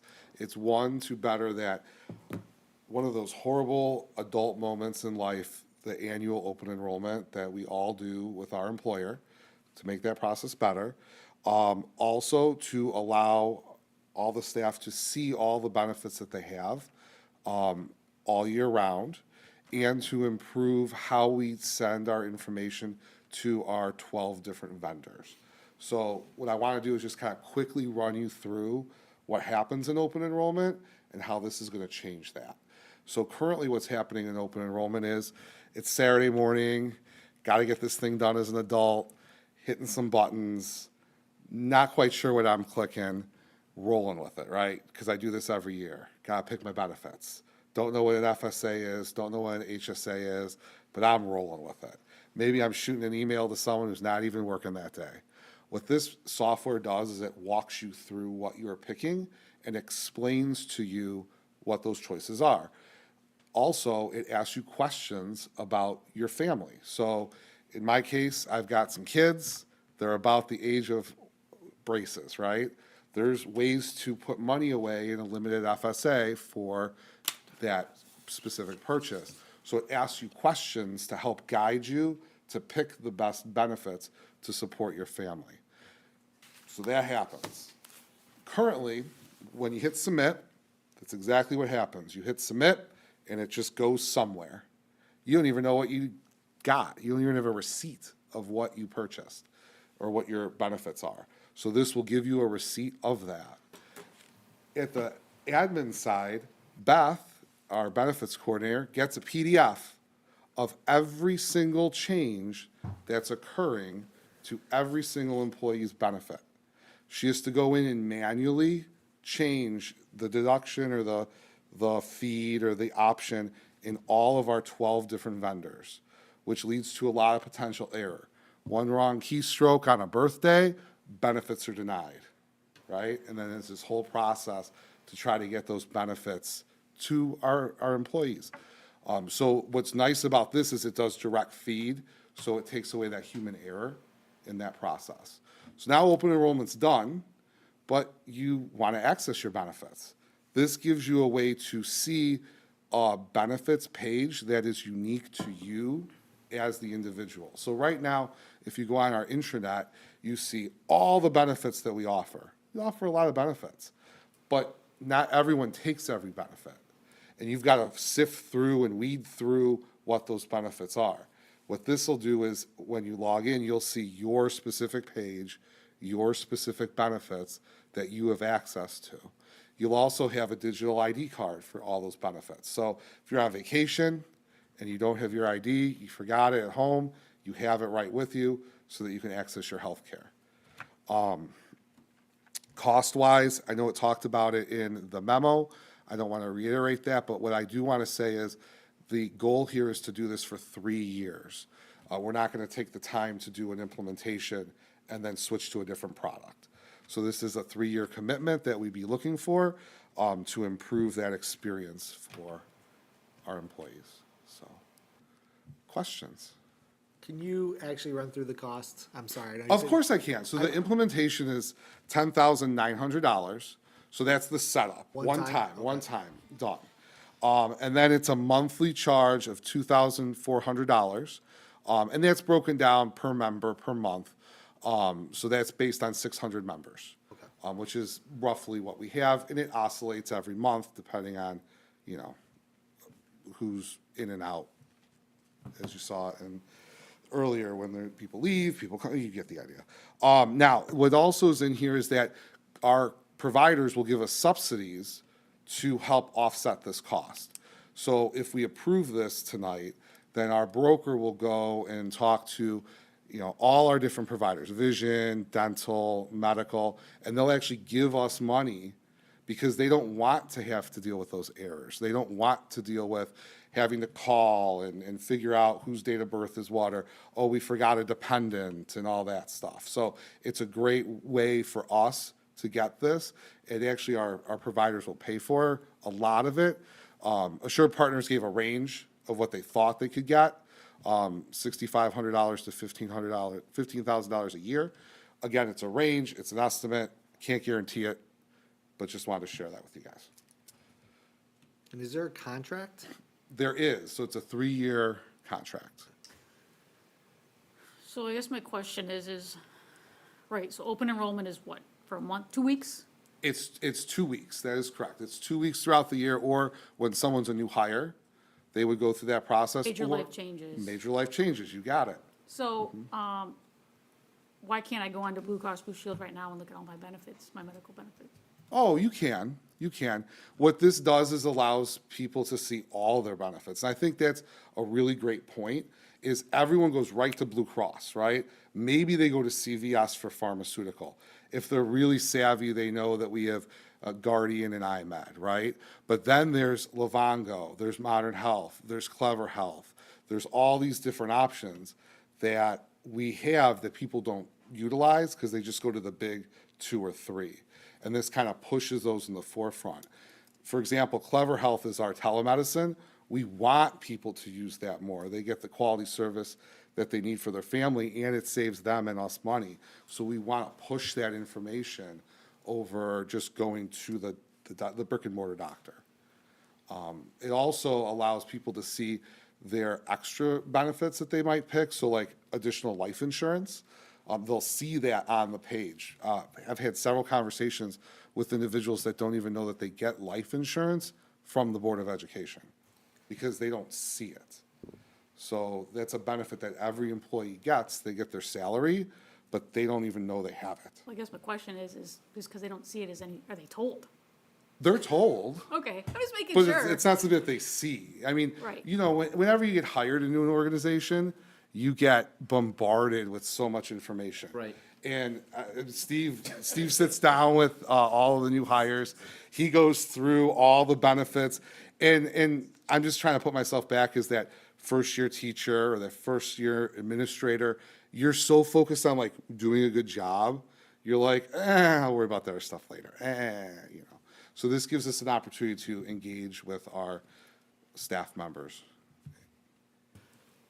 Is there any metric showing results of not having B-Swift benefit system and then having B-Swift benefits? Like, what's their sales pitch? Their sales pitch is honestly that it's a one-stop shop and that you eliminate the error rate from the manual entry.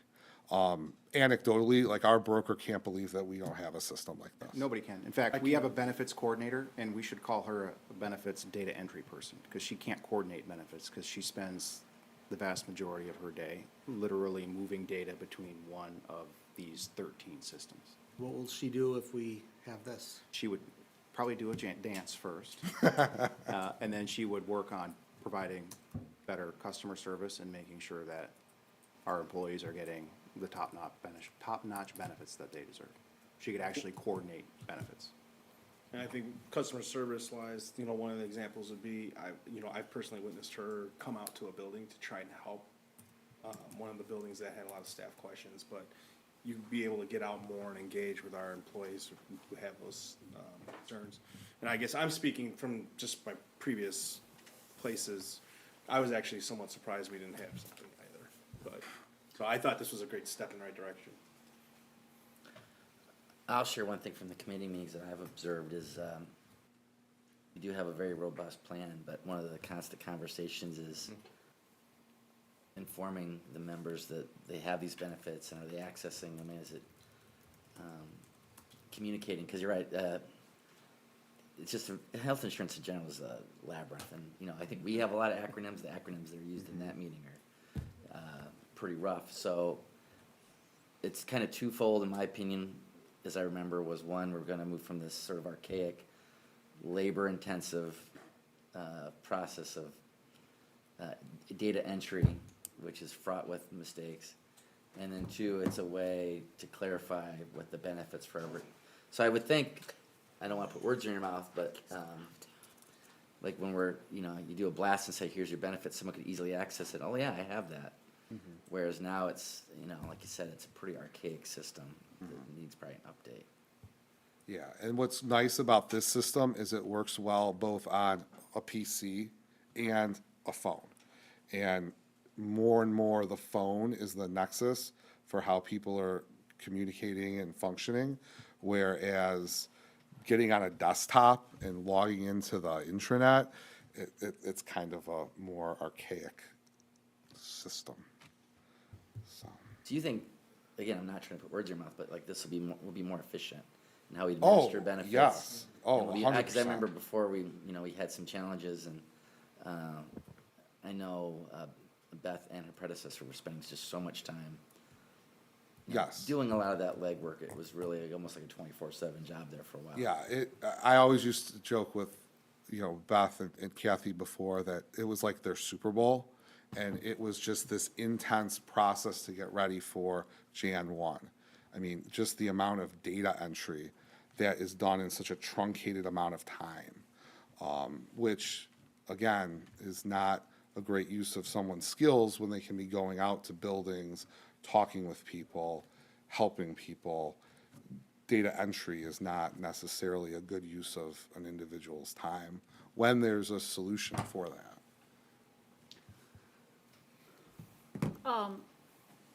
So the subsidiaries, the 6,500 to 15,000. Yeah. Is that over the 3 years or over each year? No, each year. That's a good question.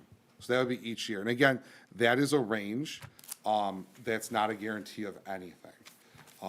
It's kind of like the chicken and the egg, right? We have to approve it and have it before we go to our various vendors and say, hey, we have this, now give us money. So you can't do the one before the other.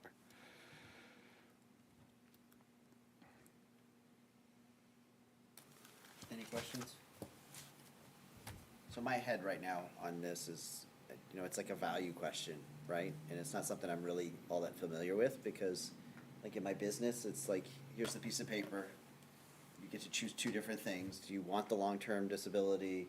Do you want vision or dental or, HMO, PPO, whatever? So the choices are fairly minor, right? Because I will say that when I first looked at this, I kind of went, okay, I get what it does for about a month every year for everybody. But so what I'm hearing is, and I'm just confirming, one, it allows a particular staff person who's probably being underutilized below her skill set to do that. Two, I presume it reduces some liability associated with errors on the inputting process on our end, like if we mess it up. Because what this seems to do is transfers the responsibility to the person choosing to type in the right information and click the right buttons to do that, as opposed to write it on a piece of paper, someone picks it up, someone can't read their handwriting. Because we actually, I had a company I worked at one point in time that the employee somehow didn't get the insurance, but his kids did. Oh. Couldn't figure out how that happened. The insurance company couldn't figure out how that happened. So, I'm just trying to, like, because this is, just to be kind of clear to everybody, you know, this is, and I understand the number's variable, we got about a $10,900 setup fee, and we're looking at about $86,000 over the 3 years.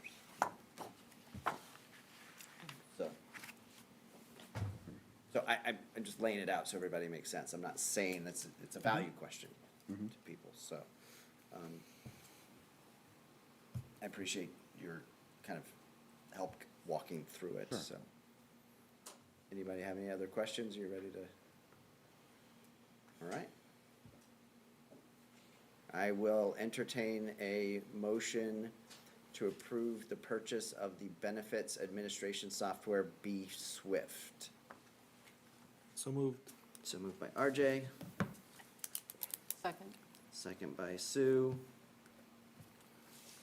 Cindy, please lead us in a roll call vote. Gonzalez Thomas, Yeah. Hilbert, Yes? Mathis, Yes. Steiger, Yes. Arlandu, Yes. Meadows, Yes. Locke, Yes. Thank you very much.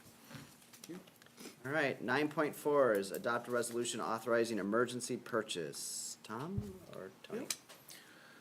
So this will be a service we are seeking authorization from the board to move forward with for the next 60 days.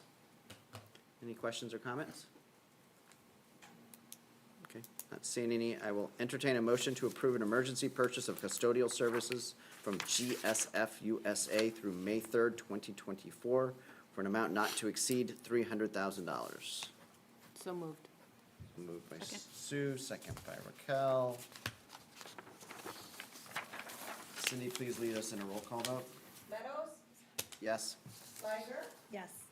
Locke, Yes. Arlandu, Yes. Gonzalez Thomas, Yes. Hilbert, Yes? Mathis, Yes. All right, thank you very much. Action-heavy evening. All right, staff and board comments. Administration, Tom, anything you or the administration would like to comment on? Yeah, just some brief comments. I'd like to begin with just reaffirming our recent announcement at this evening's meeting that we are thrilled to welcome Mike Wall to our leadership team effective July 1st. I think his expertise and leadership qualities make him an invaluable addition to our team and will help us in furthering our collective pursuit for educational excellence and growth in our district, not just Louise White, but for all of us. So I'm very excited. And another exciting development I wanted to share with the board. Next week, Dr. Knettel, who is the president at Wabansie College, and I will have an opportunity to meet with representatives from Fermilab. This initiative, which has been assisted in the efforts by Margaret Perrialt from the Chamber of Commerce in arranging a meeting for us to meet with these representatives. And we are looking to explore and establish a direct partnership with Fermilab for our students and our staff, and take a look at what exciting opportunities we can explore with them in a more direct manner. So this is actually really exciting. Little bit of red tape to get my access approved to get in on their campus, but we're working on it. Better work fast, right? Because the meeting's on Monday. But so we're very excited about that. And then lastly, I just wanted to express my deepest appreciation to all of our district's educators, our leadership teams. I commend their dedication and the work they've done to crafting educational programming and activities and lessons around Black History Month. I think it's imperative that our students understand the significance of the month and recognizing the contributions and the historical achievements of Black Americans, and not just nationally, but the deep history that exists within our own King County and the communities we serve here at BPS 101. So I just wanted to say thank you to everybody. There's been work that's been shared with me that's happening across the district. You know, we see it, some of it, maybe even through social media, and I just want to thank everybody that's been doing that. And you know, BPS 101, we're going to continue to move forward and keep growing. All right, that's it. All right, board colleagues. Arde, do you want to start? I have no comments. No comments, okay. Rob? Just congratulations again to Marge and Dave Brown for their achievements that was celebrated earlier. reiterate Tom's comments. Congratulations to Mike Wall. Welcome to the BPS family. And I will leave it at that. So congratulations to Margin Day Brown on being the Batavia Citizen of the Year. I'd like to thank everyone that came out to speak tonight. Happy Chinese New Year to those. I know I'm a little late, but that's what the board meeting is. And I'd also like to recognize Black History Month, and I appreciate the schools including this in their studies, and it's a great time to celebrate their achievements and accomplishments and recognize the hardships that they faced. Also, to go off Todd, and their BEA Scholarship Night, I would like to think that you changed it to bingo because the Diamond Dogs kept almost winning. And so, you guys are like, hey, the Diamond Dogs, we got to stop them this year. That's good. Strategy. Did you win or almost win? We almost. Last year, got second. Whoa. They're scared, though. Yeah, I did. I don't think the people on first, I don't think they're coming out this year. So But you're no. lamenting your loss of your opportunity to dominate, is what I'm hearing. But the Diamond Dogs will try to be there. That's all I have. You followed that up. That's tough to follow. I've actually been in a head-to-head competition. I can bow to the Diamond Dogs' expertise in trivia matters, so it's impressive. Like I always do, I want to thank everyone in attendance, everyone who reached out to the board. When we have robust conversations and discussions, usually it's spurred on by community involvement, so thank you to that. I really appreciate people still being here, actually, that's impressive. Again, I want to thank, congratulate Principal Wall and his family, it was great to meet them. Marge and Dave Brown, thank you for their service to the community. I want to recognize an event that happened on February 15th, kindergarten meetup. I have a senior, so we're sort of at the end of the journey with my oldest daughter, but I remember those days, especially if it's your first kid. And so we're excited to have those new families enter the BPS 101 family. So I thank them for that. And then I do want to recognize someone also named Brown in Batavia, but on Monday, senior Ben Brown was recognized by the Chicago Bears at Hallis Hall as a community champion, and this is given to students. They give out 2 of these awards, is my understanding, presented annually to high school seniors, football players. Their accomplishments on the field are obviously considered, but really what drives it is their excellence in their community and their volunteer endeavors. And I want to use this as an opportunity to recognize his parents, Marsha and Ron, who I've gotten to know over the years. In Batavia, we are just blessed with these selfless folks that not only support their own kids, but everybody's children. And if you've been at a football game or a wrestling meet, I probably get an email from Marsha about once a week. And they are just, if you think about what you would want a Batavia citizen to look like, Marsha and Ron really exemplify it. They're humble, they're hardworking. It's never about themselves, it's about what they can contribute to other people. And Ben is really following in their footsteps. And again, I just want to congratulate them, and I do also want to say that RJ and I had a conversation about just the board's overall appreciation for the army of people that so selflessly give their talent and their interest and their time.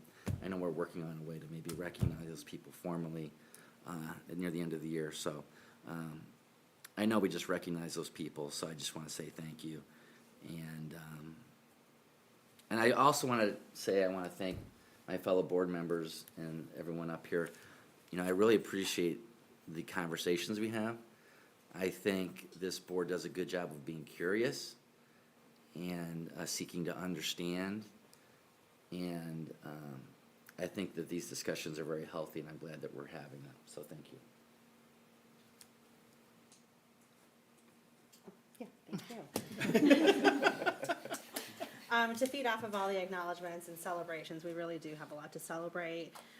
Specifically with BSPM coming, Danielle is one of my neighbors, and the amount of, it's a labor of love that she puts into it. It's not just for her daughter and her family, but there's a lot of intersectionality that comes with this resource ability. Like, I mean, really, she spelled out so many, and I was listening to her, I was like, gosh, you know, I mean, we have a lot of diverse needs. And I sat in with the one meeting, I think was at ISB, where it talks about DEI in the sense of you know, the diverse needs of kids, like their mental health, their actual needs, and that resource, like that one, this is a really great place to go and understand things better. So, I mean, just really, I want to acknowledge a lot of that effort and a lot of the blood, sweat, and tears that go along with it. You know, she's raising her own family, doing her own thing, and then still working for the community. So I wanted to acknowledge that, and there was something else. There was something else, but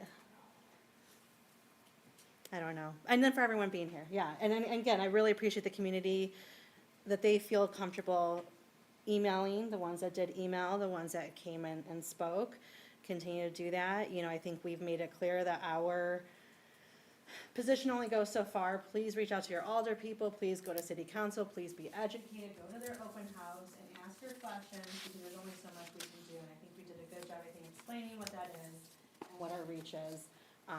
But I really do appreciate that the community is able to reach out, and I hope that they continue to do so. Yeah, thanks, guys. Okay. Sue? Nothing. Okay, Sue's good. Only thing I will add is to reiterate, those that emailed us, I will say this particularly on this one, the ones that emailed us gave us kind of a lot of fruit for thought, and, you know, I responded back and saying you were seen by and heard by everybody on the board, and we'll take it under consideration, and this was a good example of how that kind of affected maybe, or guided some of the thought process. Thank you to all the staff that showed up today on their own time to kind of welcome the new principal, who has some very big shoes to fill at that school, and looking forward to the excitement that might occur there. And then lastly, Danielle, I wanted to say thank you to you for making sure that you were heard and that your thoughts and were understood, and that it helped flesh out the conversation, that this is a dialogue, not a argument. Absolutely. You know, so I appreciate you sticking with it to help make sure that your point got across, so that we knew how to handle it, so. You're sticking with me on that. Thank Yeah. you. Yeah, no, So- absolutely. All right, well, with that, I will entertain a motion to adjourn. Raquel, and second by? Second by Aaron. Thought for a minute we were gonna be sitting here longer. All right, all in favor? Aye. Aye. Opposed? It is now 9:59 and 40.